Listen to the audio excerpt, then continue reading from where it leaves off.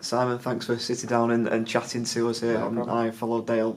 If we could just start by asking you about the events of the last 48 hours, which of course included Brian Barry Murphy leaving the club on Wednesday night. Okay, well, we got contact from Brian's agent on Tuesday morning, and myself, Jamie Sarsfield and Andrew Kelly arranged a Zoom call with him in which he basically expressed to us that there'd obviously been a lot of board changes and stuff going on at the club, and asked us if we were happy with Brian as the manager and whether we'd like to buy him out of his contract at that point.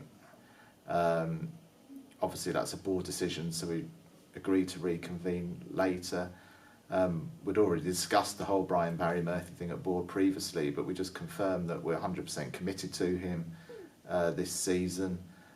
We've signed all the players that he wanted for this season, and told his agent that yes, we're 100% committed. We don't want him to leave us, and providing he's 100% committed to us, then we want to just carry on with Brian as our manager throughout the season.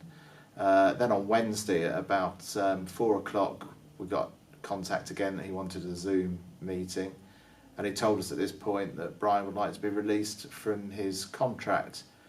And obviously from our point of view at that time, he wasn't 100% committed to the club, so we thought the best course of action would be to release Brian from his contract, which is what happened.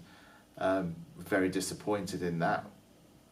All the players, I'm sure, are very disappointed in that. I don't know if Brian's got another opportunity or not, but probably just the best thing to say is that we thank him very much for all that he's done at the club for over the last 11 years and wish him all the best for the future. We've got to be forward looking now. We've got a clean slate as far as the manager's concerned, and we'll start the search for a new manager from this point forward and start moving forward again. Yeah, well, as you say, the club has to obviously move forward and progress. Is there a sort of a timeline in place? It's all about what happens next in terms of recruiting a new manager. Yeah, well, the first thing I'll say is that we're starting from scratch.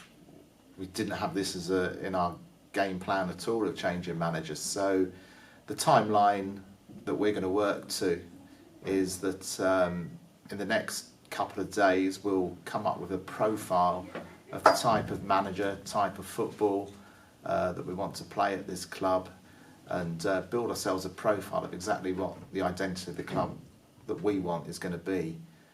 Once we've done that and agreed it, we'll then at the start of next week start looking through the applications that have been coming in aplenty over the last day or so, and see which manager best fits the profile that we've built, that feel that we want for the club. When we've got our short list of managers, we'll start the interviewing process, and we plan to have the whole thing wrapped up within the next 2 weeks and make an appointment in that timescale. Would you just ask the supporters to be as patient as they possibly can in those next 2 weeks to make sure that the club get the appointment correctly? Well, I think it's a massive appointment for us. We don't want to make the wrong appointment, so we want to do it methodically.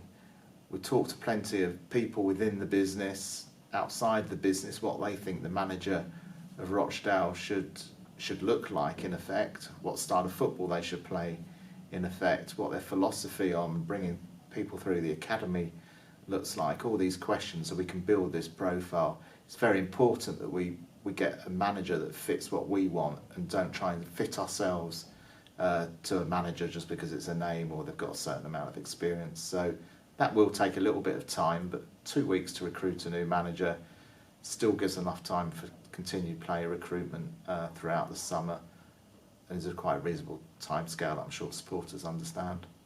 In terms of your tenure so far, it's been eventful, been busy one. Can you give the supporters an update on what has been going on behind the scenes that hasn't been necessarily played out in the public domain? Well, there's been plenty going on behind the scenes, some of which does appear to be played out in the public domain. There seems to be 1 or 2 issues that we weren't expecting, like Brian leaving the club.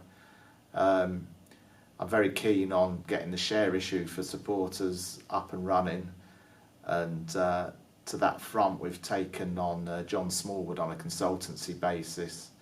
He's worked with the club previously, and he's going to start really driving that forward so we can get that to fruition as quickly as possible. We've made 1 or 2 changes behind the scenes as well, in that George Delez is now the Chief Operating Officer rather than just being the Secretary of the club, which just expands his duties slightly to actually what he was naturally doing anyway within the club. So I think we're well set now to move forward. We're still looking at recruiting some new directors. We're looking at particular areas of the business where we need specialists to come in and give us a hand, and that will be going on throughout the next couple of weeks, as well as the recruitment of a new manager. As talking about the board of directors, it was announced last week that a Supporters Trust representative would join the board. It's been confirmed that will be Murray Knight, who I know our supporters will be familiar with. Just your thoughts on yourself and the board working with Murray? Oh, we're really pleased about it. It gives a whole different perspective. I said at the very start, we need a diverse range of views on the board. It's no good everyone just agreeing with each other and coming from everything from the same direction. Having a fans representative on board is what I believe every football club should have. Football clubs are about the fans, and Murray's on there now to contribute a fan's perspective on everything, but way beyond that, I'm sure, knowing Murray as well. And yesterday, of course, Thursday, season cards for the 21-22 season went on sale, and we had a great response to not only the season cards themselves, but the season card video which you featured and a lot of our supporters featured in as well, and there seems to be a lot of positivity around those season cards. Yeah, the video is fantastic. It incorporates everything that the football club's about. Season cards is the first step of getting fans back into the ground, which is what we all want. That's what football's about, and we've been overwhelmed by the response in the first 48 hours, and let's hope that continues and we can get really good sized crowds in next year.